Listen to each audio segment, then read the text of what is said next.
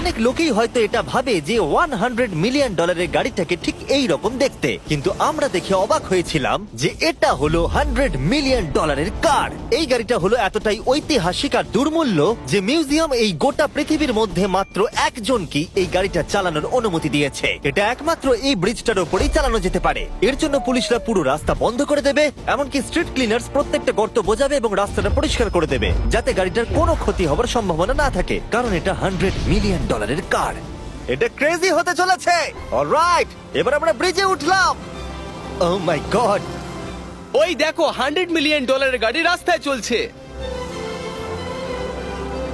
ও আবার আমার টুপিটা পড়ে গেল। ওর টুপি আবার পড়ে গেছে। এটা নিয়ে দ্বিতীয়বার হলো। দামি গাড়িগুলোর সঙ্গে একটা করে ফ্রি হ্যাট পাওয়া যায়। ঠিক বলেছো। কি হয়েছে? এটা দুর্দান্ত। এর থেকে মজার আর কি জিনিস হতে পারে? বুঝে গেছি।